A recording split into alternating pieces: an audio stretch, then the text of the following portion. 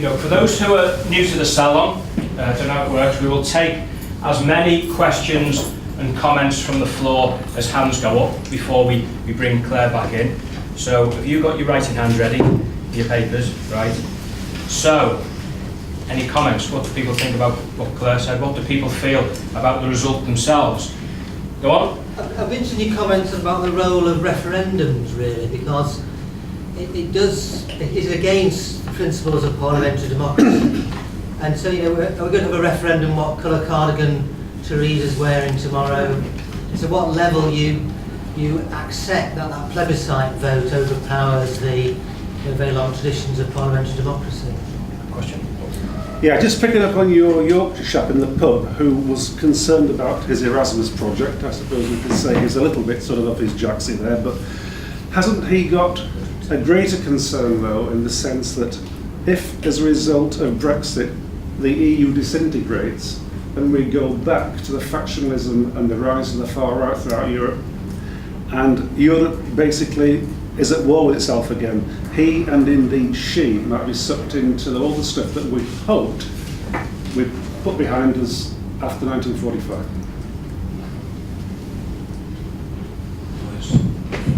There's another one over here. Go on. Thanks for that, Claire. I agree with everything that you said, with one exception, and that's about the change shaking things up. I fear that what we're going to get is not so much change as more of the same. And obviously that's dependent upon the negotiations, but it seems that we're in a bit of a status with regards to reconciling being part of the market and controlling immigration. And I just fear that the result of those negotiations will be not quite what the Brexiteers had expected. Okay. Can I ask a question, if I may? Do you believe that the results of the referendum, in terms of the engagement of everybody in this country, or high proportion, has changed or will change the face of politics going forward? Because I think what the referendum demonstrated was there may be a willingness for people to want to engage in politics and challenge politicians.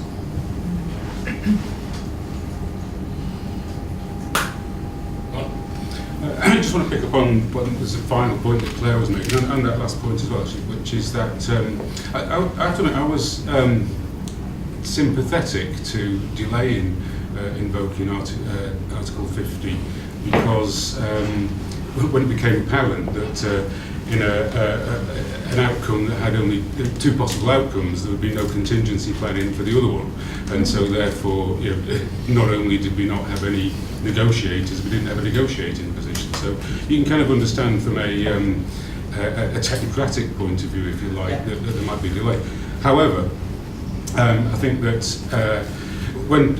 as the point you made about Theresa May going to Scotland really brought it home to me about the direction of travel for this.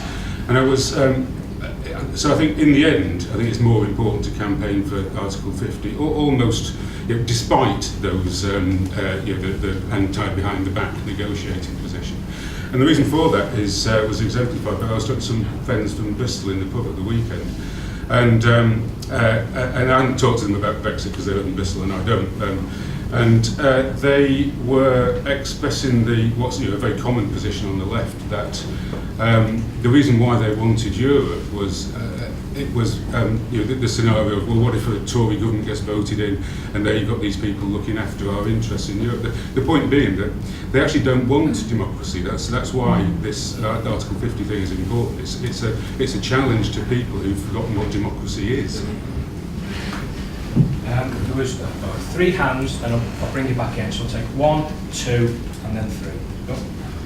I completely agree with what you said about the referendum and democracy. But at the end of your speech, when you talked about there is an alternative, it seems to me that one of the problems now is that there are in fact many alternatives, and we have now an unelected Prime Minister who is essentially responsible for deciding on those alternatives. And do you see a democratic problem with that, and how would you suggest addressing it? Good question. Yeah, just on the thing about the scariness or riskiness of the future and the negotiating thing as well.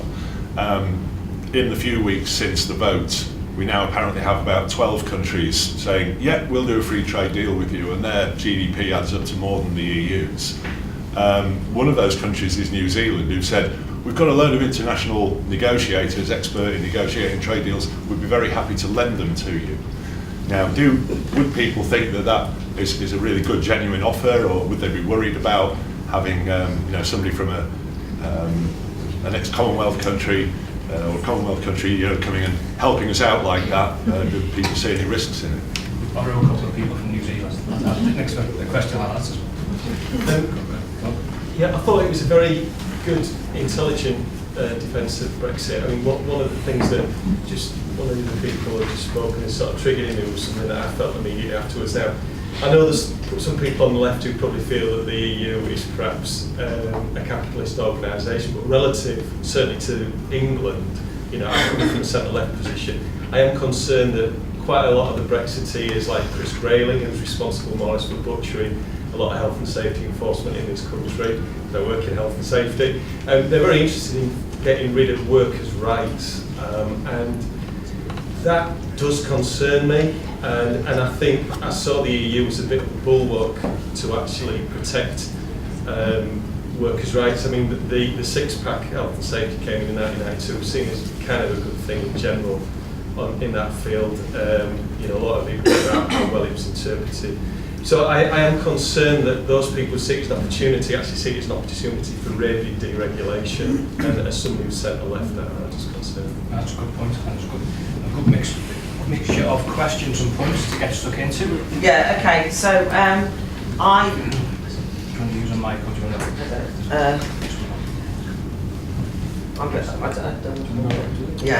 I don't mean to be standing. Right, okay, so I don't agree with referendums. I'm not a fan of referendums in general. I don't agree with rule by plebiscite. I would only call for a referendum in very rare circumstances, and this was a rare circumstance. But anyway, the point was I never called it. And so the difficulty we've got now is that you've got all these people who say, well, I don't want to have a society that's run by referendums all the time, and that's ridiculous. It undermines parliamentary democracy. You think, yes, I know, but the whole point was that this was a referendum about the EU, which some of us believe undermines parliamentary democracy. And in that one-off referendum, the vote went one way, which should be to bolster democratic accountability. And then people try and say we can't accept that referendum because plebiscite is hopeless and it's undermining parliamentary democracy. So my view is that you would only use referendums very sparingly, but even if you don't like referendums, that's not the point. Somebody called one. The rules were not 2/3 majority, the rules were 50-50. Somebody else called one, right? They called, and as I said, because they assumed that they would be able to tell people what to do and they'd do it, and that would be the end of it. So you can't, after the effect, then start having this thing, because that was what happened. And the truth of the matter is that the Tories did put that in their manifesto, and they did, after all, win the election, whether we like it or not. And that was at least part of their manifesto, so you have to accept that. There was concern, and I understand this, about the EU disintegrating, and will we go back to the post Second World War, and we all understand that kind of fears of the rise of the far right and so on. I mean, the Institute of Ideas organises a big festival called the Battle of Ideas in London in October, and we organise battle satellite debates throughout Europe every year, and we've been organising them for the last few years. So we kind of go and just do one-off debates in cities throughout Europe. And one of the things that has been a constant feature of those debates has been the divisive character of the EU in relation to Europe. I mean, what I'm trying to say is, I mean, I've been to organise debates on all sorts of, not on the EU, we haven't been organising debates on the EU, but you go to Portugal, all anyone talks about is the terrible circumstances of consequences of living in the EU, what that's meant in terms of austerity. You go to Athens, you go to Barcelona, you go to Dublin, you go to all sorts of places, right? So I would suggest that there has been something corrosive eating away at this project for some time. I don't want to rehearse all of the arguments of the referendum again, but I genuinely think that the divisive character of a top-down bureaucratic imposition has been an unpleasant experience to live under for the peoples of Europe. I don't think this is just like good for the demos of this country. I think that the demos of all countries have suffered under the same problems. So, you know, 50% youth unemployment in many of the southern regions. You know, kind of, there is massive divisions. Within EU countries, there are huge divisions. The way that the EU talks about and to the East European countries, like Poland and Hungary. Maybe you don't like the governments and they're not to your taste, but I mean, who the hell does, you know, you can't just kind of wander around and go, we don't like your government. The fact that technocrats were put in place instead of elected positions. And so what I'm saying is, I don't think Brexit will lead to the breakup of the EU. The EU has got massive flaws that is pulling it apart anyway. I mean that, and that's what I was predicting, and I thought that Brexit wasn't going to happen, right? So it's not like as though I said that for a long time. A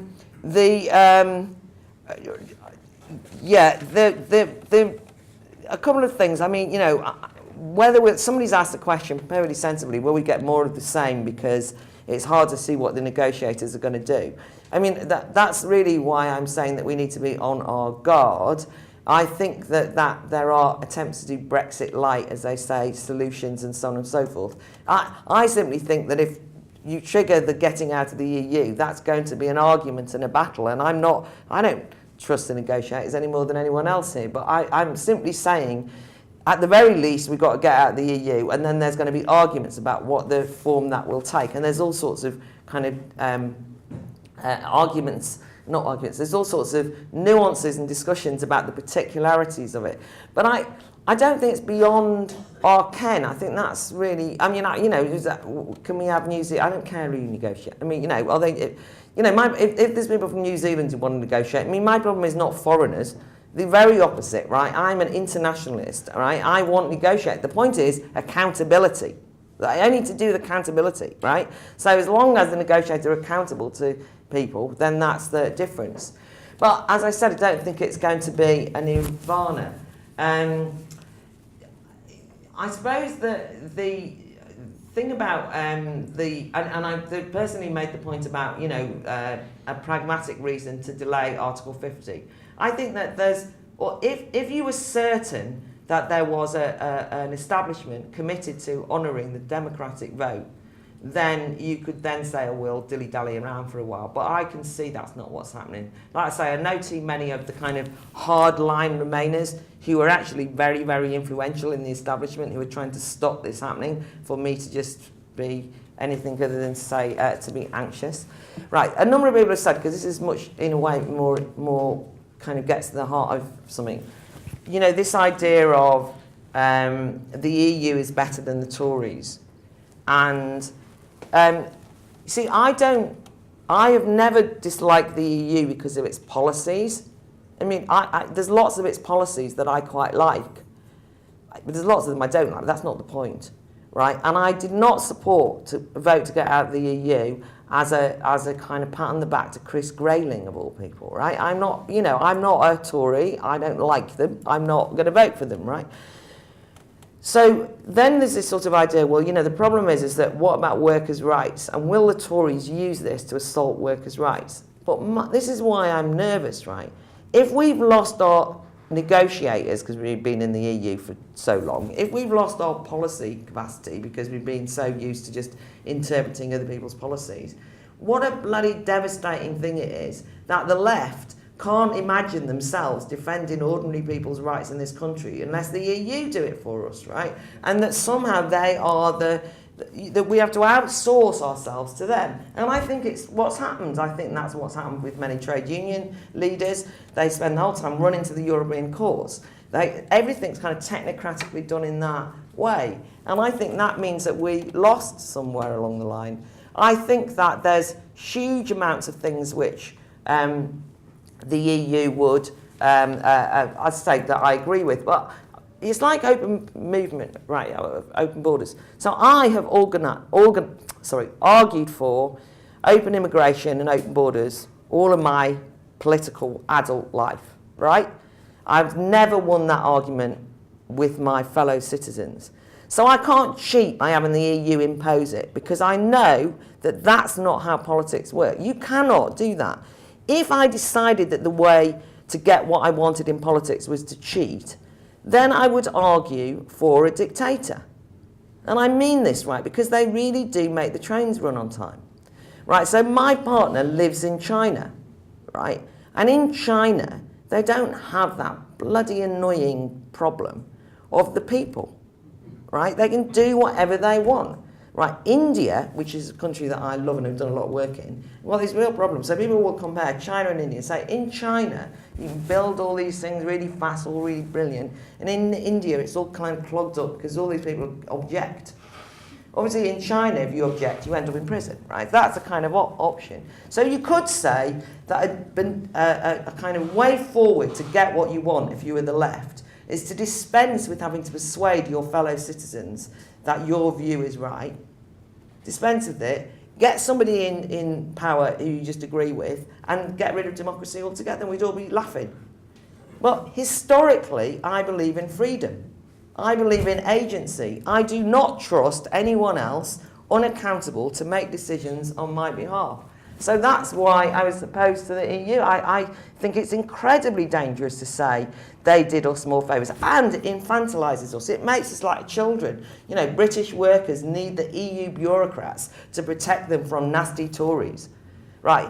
Now, one of the things that's happened since the referendum has obviously been, because people have just, I'll finish with this because we can get on, is what would politics look like? I mean, you can tell something's happened because obviously both political parties have fallen apart relatively quickly. Now you say, well, the Tories haven't fallen apart, but a lot of Tories think they've fallen apart. I mean, what I mean is something weird's happened in the Tory party, and people say, well, we didn't vote for Theresa May, and that's all true. But what I'm saying is, we did, however, as a country, vote for the Conservative Party. They have got Theresa May in there. The Labour Party are obviously in a state of collapse.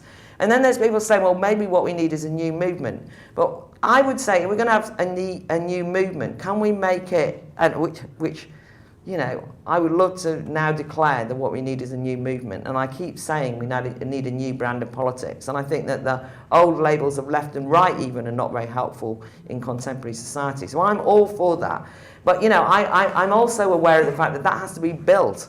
And that has to be, we have to win. I've stood in enough elections when I was involved in the Revolutionary Communist Party and got 38 votes to know that just kind of standing and being brilliant and, you know, and so on gets you bloody nowhere, right? I mean, you know what I mean? I won one election, well, I won a few elections as a student union person. Do you know what I mean? Big deal, right? I managed to persuade some students at a college in London to vote for me. Overwhelming victory, best thing that ever happened to me. But I mean, even I know that that is not enough to kind of basis on which somebody should put me into power. So building a new movement's hard work, but it would require us at least saying what kind of movement would we have, what might it consist of. And so when somebody said it's not more of the same, maybe it is more of the same, all I'm saying is, as things have been shaken up, there is at least a moment historically where things have a little glimmer of possibility, and that our fellow citizens do not necessarily believe that nothing is possible anymore. And I just think we should take advantage of that in a positive way.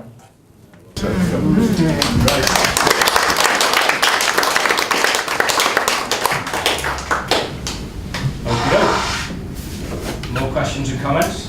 Go on. It's just a comment. One, two, three. Just somebody at the back of this hand first. Just to pick up on your glimmering moment, what are the sort of first three things that need doing to make this light keep shining? It's not just to go out there and create another movement. You know, they don't just happen overnight.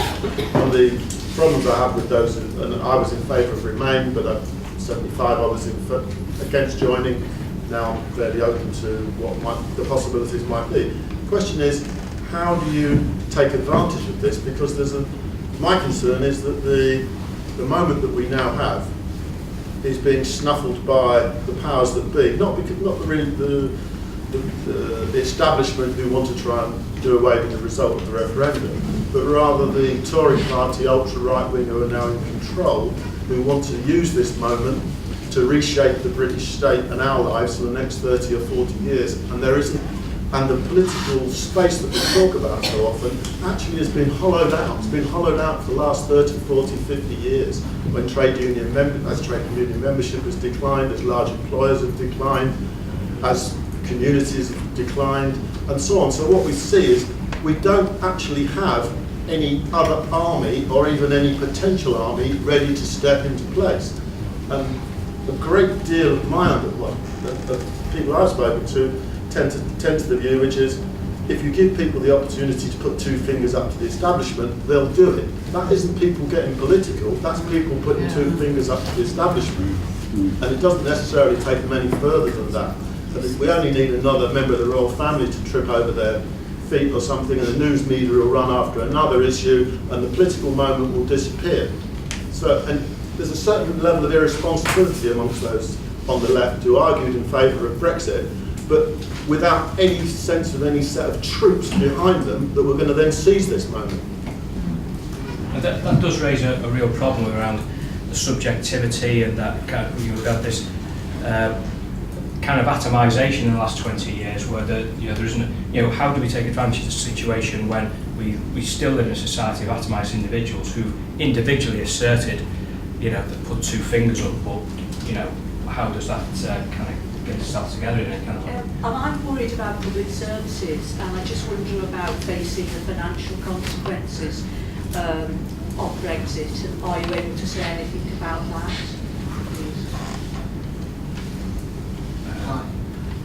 Yeah. I think it was you. Mine's slightly on point. I agree with that. Absolutely everything Claire said. It's up to the point where she answered the question on the referendum, which came on the back, the referendum itself, and you're sceptical about them. I've been through this process now, and I'm sorry I strike you as an irresponsible member of the left, but I campaigned from the left in favour of a Brexit vote, and I'm utterly proud of what we've achieved. 72.5%. My goodness. Many of us that have been involved with electoral contests never get to anything like that percentage, and it was a very mixed result as well. I gather that many of you are Labour supporters. 37% of your fellow Labour voters voted to leave. Many of you may well be Greens, as I am.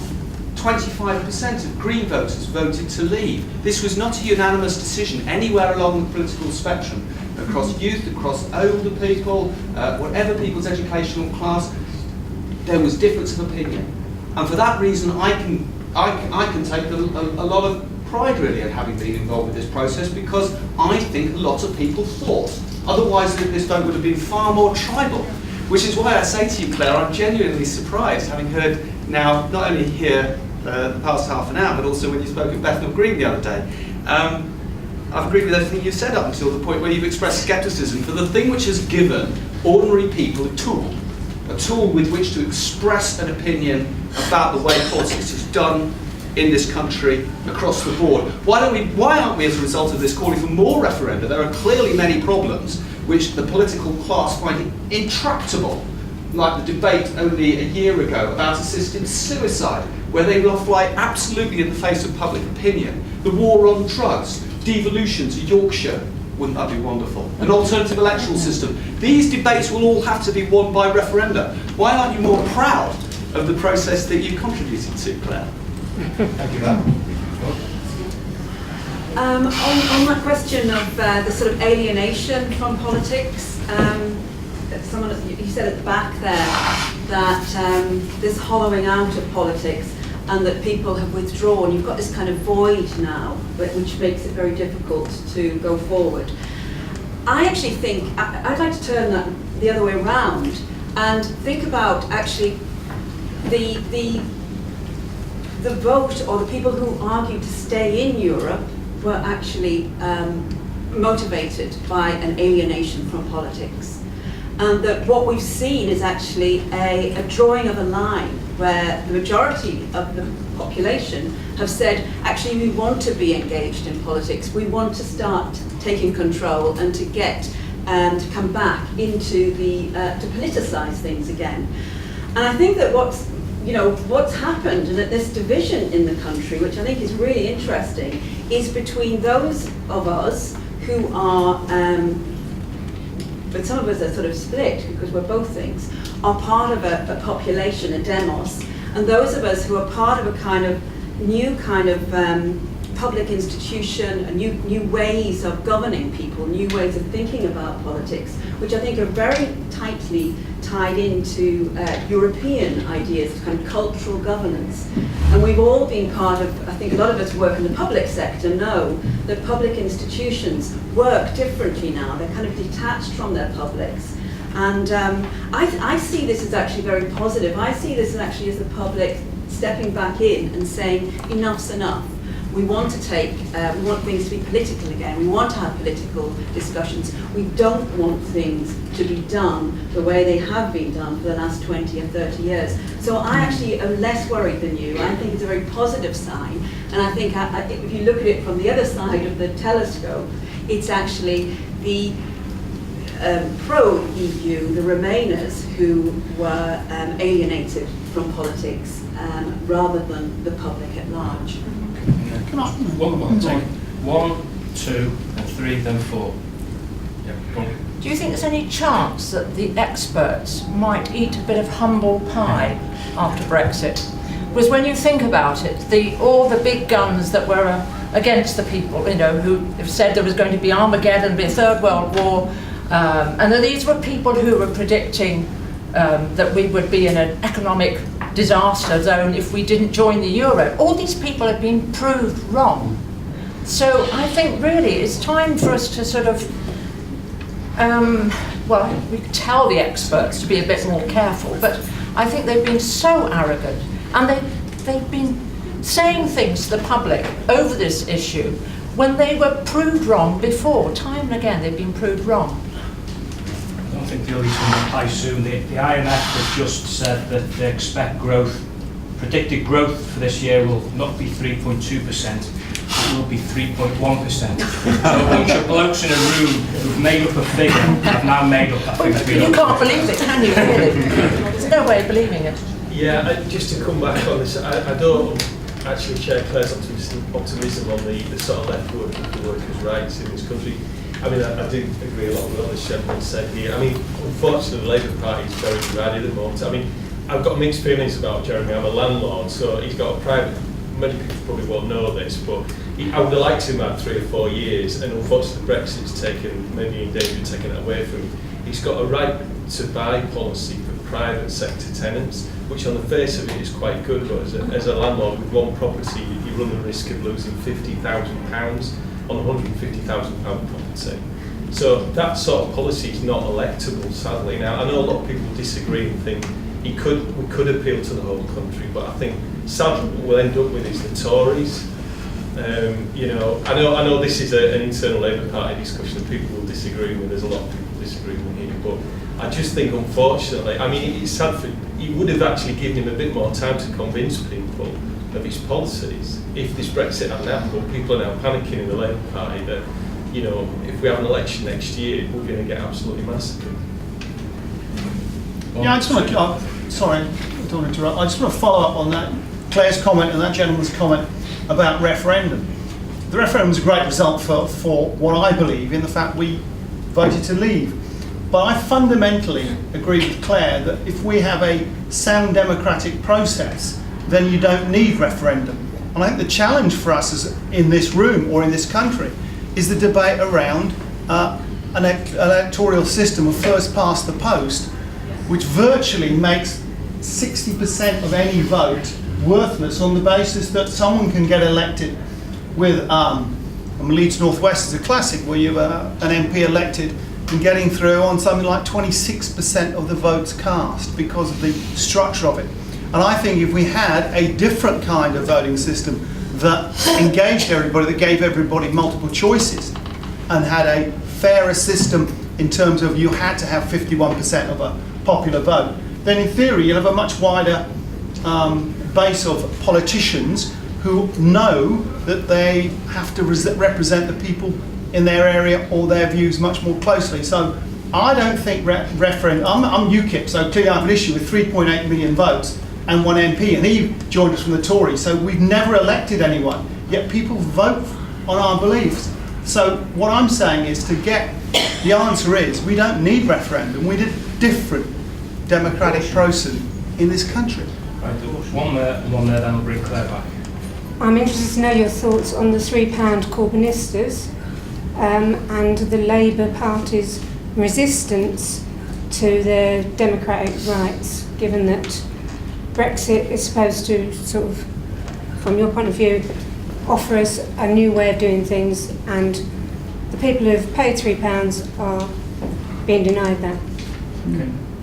Yeah, I'm going to steal something that Claire said on the podcast or radio thing the other day was, you know, the last time we had something as big as this was the miners' strike. And if the miners had won, it would have wrecked the Tory party. It would have wrecked the Labour Party as well. And there was no movement around at that time that could have picked up the pieces. We would have had to build the new politics at that time as well. Pretty similar to what we've got now, right? And I think the most important point that I've taken out of this is just the chance of doing something different. And I agree with a colleague there who said we need to enact Article 50 as soon as possible, because I don't trust these people to do. They will kick this into the long grass so far we will never see it again. And we owe it to the people who voted. And this is what people said to us in the meeting we were at in Wakefield on Friday night. I want my vote to count for something. And when this bloke said it, we just thought, God, that's democracy. We want our votes to count for something. So what we've done is we're going to approach the Wakefield Council to have a motion, an old-fashioned motion, which says Wakefield Council recognises that 67% of the people in Wakefield voted for Brexit, and that council calls on its representatives, the 4 MPs, 3 Labour and 1 Tory, to enforce the enactment of Article 50 as soon as possible. And I think that's the only practical thing we can do at the moment. We can have dreams about the future, whatever we want. I don't want any more referendums at the moment. But I think that is the practical thing we can do. We've got to make people who vote, trust us that we voted for something and we want it. And out of that, maybe we'll build a new type of politics. Maybe we'll build a new movement. And that's all we can hope for at the moment. That's my one hope that comes out of this period. And we better grab it quickly, because we know what the Tories will do with it. We know what the Labour Party will do with it. So, sorry, I knew you, and then I realised, oh yeah, he was on the panel the other night. He was really bloody good. Anyway, right, so but I disagree with you. But I think there's probably quite a big argument to be had about, voting systems and, I mean, how votes count, and there's all sorts of things. I mean, in a way, this raises all of those kind of issues, which I think is a perfectly healthy thing to have a discussion about. I wanted to just kind of reflect on a couple of things.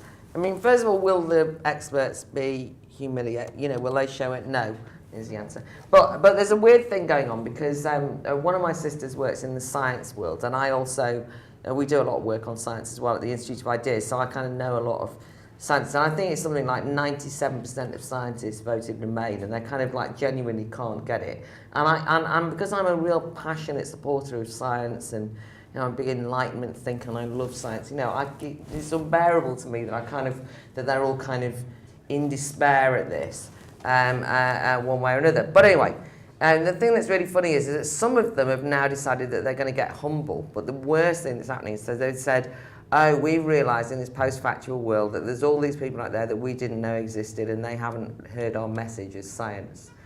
So they're advocating doing tours of working men's clubs. And you just think, They're like the most condescending, do you know what I mean? What we need to do is we need to get to them more. If we could only get our message over. And so it's kind of that false consciousness argument. It's kind of like everybody didn't vote the right way because they didn't get to hear us, rather than, no, they disagree with you. It's allowed. I mean, that sort of thing. So I think that where there will be humble pie, it won't be in quite the way that one might want it. But I'm not anti-expertise. I mean, expertise is a hugely important matter. But it's just that scientists have got no more expertise about the future of society and democracy than anybody, right? That's what the bit they misassessed. But it's all this kind of evidence-based policy stuff, which is that you bring in the kind of evidence from the kind of academic world and say that should trump matters of principle and belief and ideology and so on. Right, so that's that bit.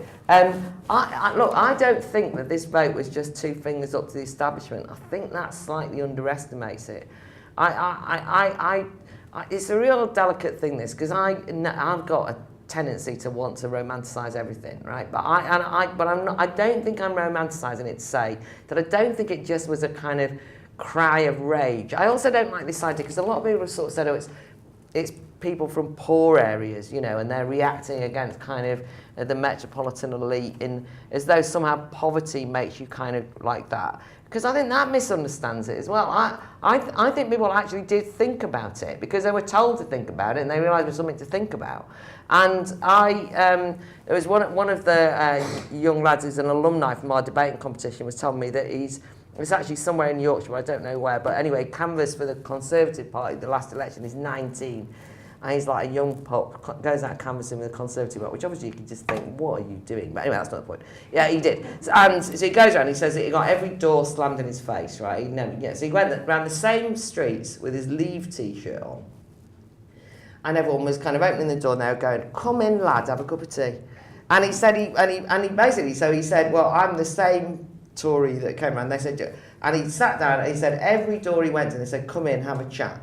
And people had a chat. And that was my experience of it, right? People were actually talking about some of the issues. It wasn't some sort of just like, yeah, screw the establishment. I mean, that's the kind of thing that students do. It's not actually the sort of thing that actually I think happened. So I think that's slightly insulting, vaguely.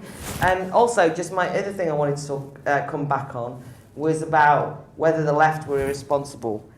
I mean, I genuinely think that one of the most stupid strategic errors that Jeremy Corbyn ever did in his life was to not campaign for what he believed in this referendum. I am not a great fan of Jeremy Corbyn. That's not the point I make. The point is, there is a left tradition of being anti-EU, as we all know from Tony Benn, and indeed from Jeremy Corbyn and all those kind of like men of a certain age types, i.e. they've got it, right? They're anti-EU, it's sort of fine. I think the idea that Paul Mason and Owen Jones et al. Basically lost their bottle at the last minute and said, now is not the time. Brexit, but not now because the Tories are in power, was an act of such grave cowardice.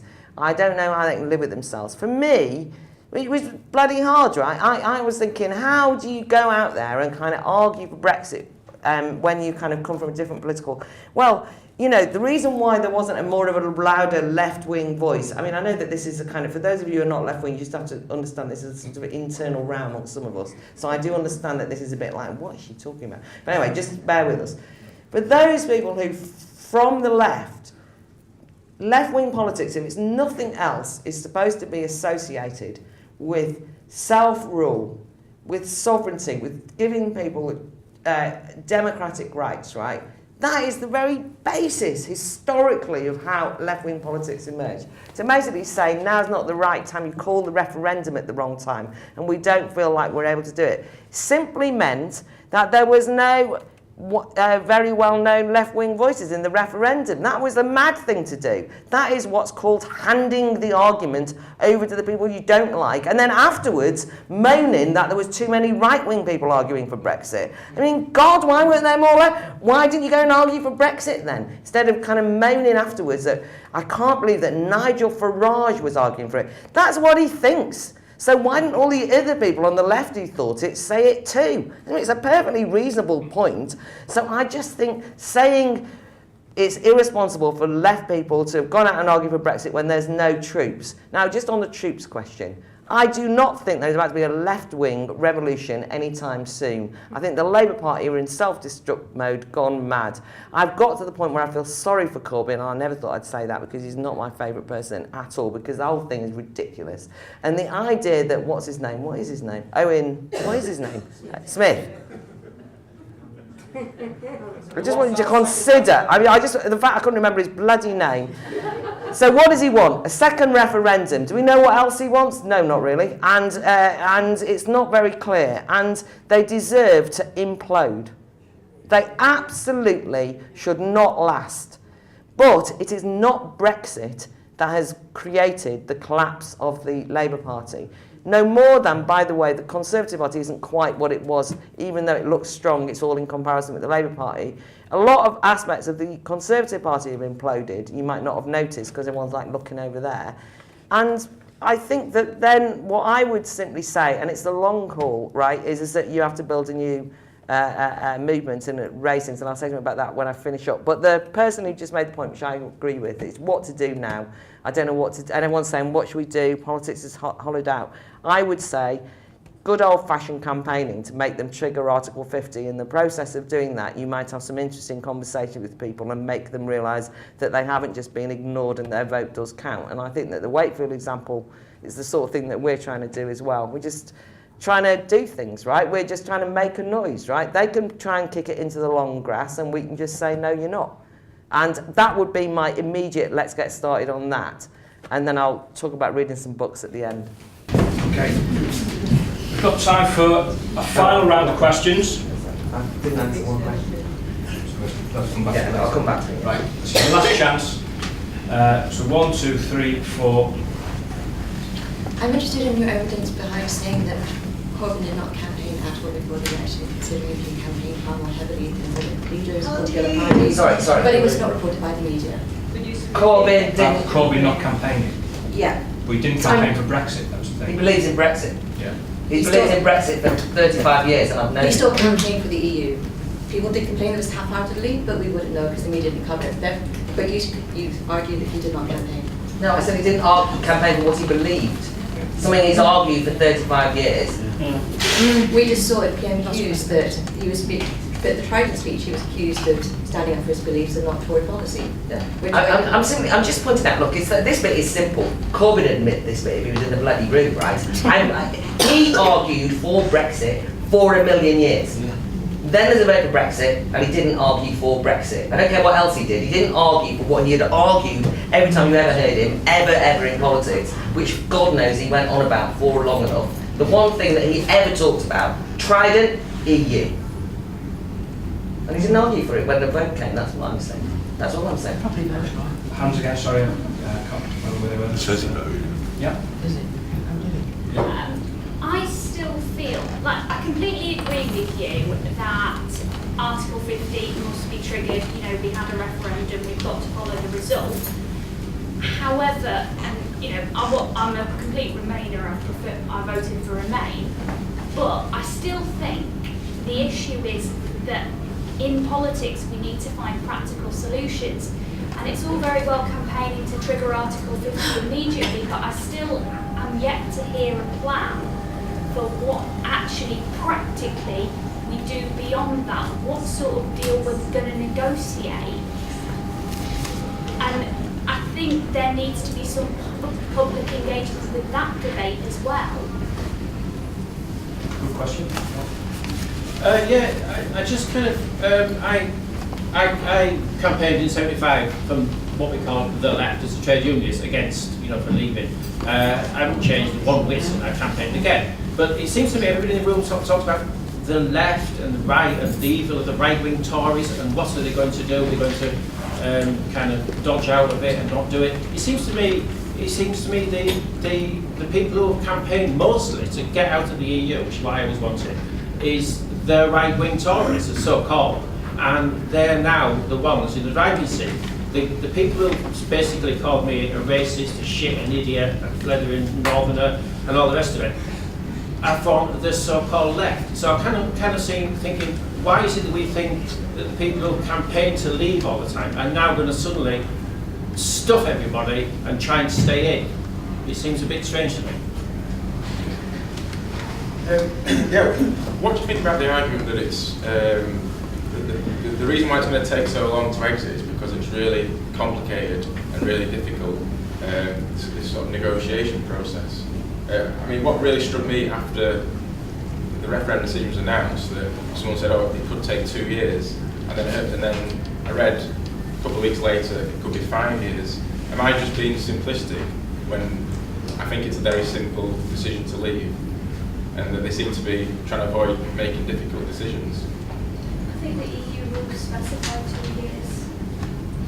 Up to 2 years. Right, anymore? Go on.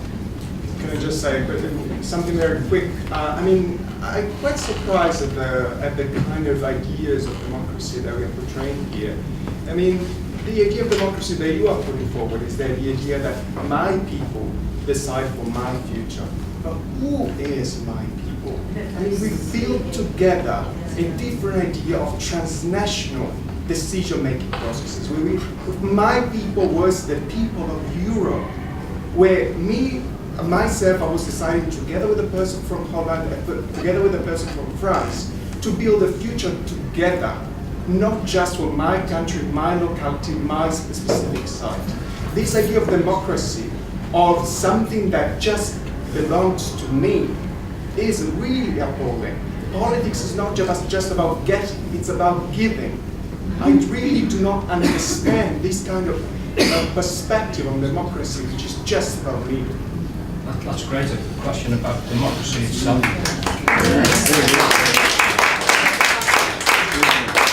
I'm going to vote for Martin Schulz. Yeah, I just wanted to. I remember when I was younger, I used to think about social change being this kind of, meeting like this, we're all together, we're all equal voices, we're all agreeing about things, we'll go listen to some cool jazz later and have a few drinks. But I think as I've got older, I've realised that democracy just isn't like that. It isn't about everybody moving together at once, right? The majority of people voted for Brexit. That is democracy. There's a bunch of people who vote Remain, who are happy to go along with that vote, and there's some rabid Remainers who don't. Society has to move on, and we have to accept that democratic vote. And it is about me. It's about what I chose as the majority of people in this nation state at the moment. And I think it's the same about Scotland. Scotland should not have a second referendum on independence. They had the vote. They voted to stay in the UK. We've got to move on together. And my view is we've got to provide the Enlightenment view of this is how we move on together. Article 50, then we can have whatever discussion we want. Immigration, I think, is a great discussion to have straight away to find out exactly what sort of immigration policy we should have. And we've got the best arguments about open borders, about why we need immigrants in this country. We were at this meeting the other night of Brexiteers. There's a guy there married to a Thai woman with 2 Thai kids. I'm married to Italian with 2 Italian kids. There's a guy from the Council of Mosques in Wakefield, 3 UKIPers. There were loads of different people in that meeting. The UKIP councillors are putting forward the motion from the Council of Mosques, saying they want to leave the EU. It is a new movement, and it's not about left and right. I totally agree with that. It's about, are you for democracy, or are you against it? And I think that's the kind of parameters we want to talk about going forward now. Well said. Right, Claire, final summing up. Okay, thanks. Brilliant points, and I can't do them justice. Brilliant points, I can't do them justice, so I apologise for that. Just to clarify, because I think it's important to say about Corbyn, not because I'm interested in that one of the things that's just interesting is that Corbyn had some instinct that this was an issue which historically might well appeal to the millions of working class people, and he was right, and he just screwed it up when it mattered. And it's just ironic that was the point I was making, because actually he would have just been arguing what he said, but that is a kind of minor matter. And even those people who are talking about the Labour Party and the Conservative Party and what happens next and so on, these things are very important, of course. But I do think that what's happened is kind of slightly historically important. I mean, when they're kind of writing the history, you've got to have a bit of a view on it that goes slightly beyond the kind of what happened. I mean, we've got to practically work out what to do in Wakefield, and that's great. That's what I'd say. But I'd also say that there's long-standing trends that are coming to the fore in relation to this Brexit vote, rather than that it's caused it. But the Brexit vote as well has shaken things up historically, and that's all I'm saying. So it's not just a kind of, So somebody actually said, how will this affect public services and what money it gets? I mean, public services are in jeopardy anyway, but it's also the case that it's not just, in my opinion, you can't just say all public services should get money. Lots of public services, I write for the Municipal Journal and a lot of councils get money for things which I think are anti-working class, divisive, interfering, nanny state. God, I'd abolish them at a drop of a hat, right? So I don't want to just be like, everything should have more money. I think welfareism has had some very negative aspects as well as some very positive ones. So the reason I'm saying that is because everything is a bit more, if you scratch the surface, more than just kind of going, because I worry about the kind of like, yes, but if it means cuts, it's bad. I just don't think that's as straightforward as that. And I do think that what you want is to live in a dynamic society with a thriving economic prospects, and that's, I think, what people hope for, at least, rather than just sort of talking about state funding and state services. The point that was made about politics needs to find some practical solutions, and we have to sort out the deal and negotiate the deal, and that's all true. But that's why, as it happens, Article 50 getting triggered means that you've got 2 years to do it. And all I'm saying is that, you know, in an adult society full of bloody experts, we keep being told, I think possibly that we can manage one way or another to go off and do negotiating. Then you can say, well, what are we negotiating? Well, there are obviously areas depending on what you're looking at it, right? So if you're everyone keeps talking about trade negotiations, there are trade negotiations. People seem to think, by the way, that trade negotiations are between countries. Not as simple as that. But anyway, I'm just making the point. There will be people who know about trade negotiations, and there are people who I meet all the time who will be rigid with the details of what kind of trade negotiations they want. And I'm thinking, God, go away. David Davis is one of them, by the way. But anyway, that's not the point. And you just think, there are people who've thought about this a lot, but the overall, so I appreciate politics has to be practically implemented, but that's not what we lack in this country. We do actually have, even despite my saying that we've not got enough negotiators, we probably have got between us one way or another enough ability to sort it out. And then the person who asked that question rightly said, well, I think there should be public engagement on that, and I think that's true. That's going to be that it should be transparent. We should all know about it. We should be arguing about it. We should be talking about it. At the moment, we're not able to talk about it because nobody's doing it. Because they're saying we're having behind-the-scenes negotiations while we wait to trigger Article 50. That doesn't make me feel better at all, by the way. I think, what behind-the-scenes? Who? What? They're behind the scenes. I don't know what they are about, right? So that actually is public engagement in a way.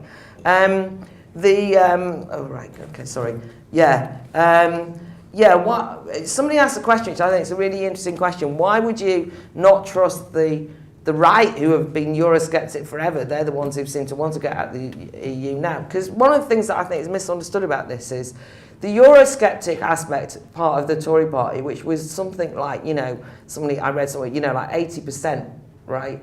Abandoned ship as soon as an EU, with Corbyn, Paul Mason, and what's his name, they all went off, right? As soon as there was a referendum, they went, we wanted to moan about the EU. We didn't want to leave it, right? That's a whole different ball game, right? Because then it starts to be like a real thing with real consequences. And I do think that a lot of the people in the Tory party have thoroughly made hay out of saying the EU, we can't do that because the EU won't let us, or the EU's this. It's been an alibi, an argument consistently used to explain unpopular decisions, which they then say are ring-fenced off from any accountability or discussion, because you say it's not our fault, Gov, it's decided over there by someone else, and then you don't have to engage with ordinary people or be accountable to anyone, because you just kind of blame them over in Brussels. It's become an old habit, and I think that's what's happened is that most of the right, left, basically the establishment have been used to using the EU like that. They didn't actually expect to leave. And they don't necessarily want to leave, and they're in a bit of a trauma about the possibility of leaving. So I don't trust them. That's the point I'm making. The most important question in a way, though, was the contribution from the guy at the back who said, I don't understand why my people decide this together. See, the thing about democracy is, historically the way it's emerged is that democracy, as in accountability, democracy is that everyone, no matter whoever you are, gets one vote. Everyone is equal with one vote, right? One vote. Everyone equal. It doesn't matter. I mean, we all know that might, you might be poor over here, you might be rich over there, you might be this, that. When it comes to that ballot box, right, it doesn't matter. It doesn't matter whether you can't read. There's no test. You're treated as an equal citizen and you get the right to vote. And that gives you the power to recall those people who represent you or act on your behalf. And the way that's grown up historically in Europe, is through the nation state, through the boundaries of the nation state. And there's no other democratic accountability mechanism apart from national sovereignty. So that gentleman's shaking his head because he somehow imagines that even the European Union will admit this. The bureaucrats in the EU, who run the EU, say there is a major problem of democratic deficit. And we understand that. That's what they've been saying for some time. Anyway, we'll argue about that. But that is the way, historically, democracy has emerged. Now, obviously, people will say to me, well, why can't we have a European states of Europe, right? Why can't we have a European demos? And we'll all hold everyone to account. We'll all get on because I have got, you know, I've made the point, we work all around Europe at the Institute of Ideas. And I don't see people, my colleagues in the Netherlands, I don't see my colleagues in France, I don't see them as some alien breed. I see them as my colleagues, my fellow citizens of Europe. I consider myself to be European, completely, by the way, European. You know, whatever about citizens of the world, but definitely European. And I'm pro-Europe. I'm interested in Europe. I consider myself to be somebody who's part of European society. But I only have, as one voter, as my one vote, has no impact on anyone apart from through the sovereignty in this country. That's as simple as that. We haven't got a European demos. A European demos would have to be created through basically creating something like what happened in the United States of America, where all the different states and their things would... And what happened in America was they did do that, but they had a civil war first, right? So as it happens, I think that likely, in order to create a European demos, the European demos have to agree on it, right? We haven't even got European trade unions of any significance. They're all national. We haven't got European newspapers of any significance. They're national. Things are organised through nations. I'm as sceptical about nationalism. I understand the dangers of nationalism, but it's only meaningful to talk about democracy in that way, to just kind of have a let's all hold hands across the sea internationalism, but where actually that internationalism denies you as a voter the right to hold someone to account, is anti-democratic and authoritarian, and therefore was rejected, not just, by the way, by the people of this country, because I'm sure that you will know, because you're a European gentleman, and you will know that most of my colleagues in the Netherlands hate the EU, want to get out and are organising to get out. So as it goes, it is not a kind of British foible that we Brits have kind of missed the point. It is a democratic decision to take control over our own agency and our vote. So, to finish off, what are we going to do? I hope that you locally will get involved in Invoke Democracy, talk to the colleagues from Wakefield, get involved in the, you know, think of things that you can do locally in Leeds and in Yorkshire more broadly to make this a real thing. Who are the army that we're talking about? Despite my kind of attack on Generation Snowflakes on, actually they are young people who are trying to think about what the future might look like and who need to be argued with and involved. And you know, there's, some of them are here tonight, and you should get them involved. There's a kind of really lively crowd in London who really got animated about this, who are kind of very keen to get, organise demos and protests and petitions and all that sort of thing, usual campaigning stuff. But, you know, I'm from the Institute of Ideas, and it would be beholden on me to not be a Philistine about this. I have realised in the course of this whole argument that when I talk particularly to younger people, that they have very little grasp of intellectually what democracy means. Their grasp historically or philosophically, I mean, I've just given the worst, crudest rendition of democracy known to man, you know, thousands of years. But never mind, you know, the most modern period in terms of kind of the emergence of the nation state, what democracy is, the whole history of the Chartists, the working class movement, nations and so on. What I'm saying is there's an awful lot of brilliant books being written on it, and most of the people I know have never read them and have got a limited grasp of democracy. And people will say things like, well, just the fact that people set up a petition after the referendum and said millions of people have signed our petition. would indicate to you that this is a shallow grasp of what democracy is. The fact, by the way, that the answer to racist attacks that were apparently taking place all around Britain, was a campaign that said we should wear a safety pin on the tube to indicate that we were safe, which is the equivalent, by the way, of saying, I'm not a racist, can I sit next to you? I'm a nice person. It would be like men having to wear a I'm not a rapist t-shirt every time they talk to a woman. If people think that's what anti-racism is, what I'm saying is politics has been not just hollowed out in terms of the political parties, but in terms of a grasp of the depth, the philosophy. So I would be modest and basically get people reading books. And also, partly what the Institute of Ideas tries to do is to both organise this weekend. We've got a weekend away, which anyone's welcome to come to, by the way, where we're going off to talk about Europe, which we organised ages ago, which is the history and philosophy of what Europe is, because we're interested in Europe.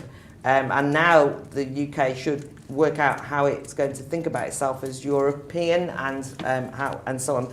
And I've been reading, my head hurts from reading this stuff, right? What's the significance of the counter-revolution? The emergence of the difference between, the emergence of the individual, the separation between state and religion. All of these things are what forged this Europe. All these people keep saying to me, I vote Remain because I love Europe, and they haven't read a European philosopher in their bloody lives half the time, right? Think, what bit of Europe do you like? The flag? What are we talking about? We all should get to grips with what Europe means and where we stand in relation to it. And also, I think that you should have more debates, more arguments, more discussions in public, and not be afraid of insulting each other in a way. I don't mean in a rude way. I don't mean saying you're a knuckle-dragging racist.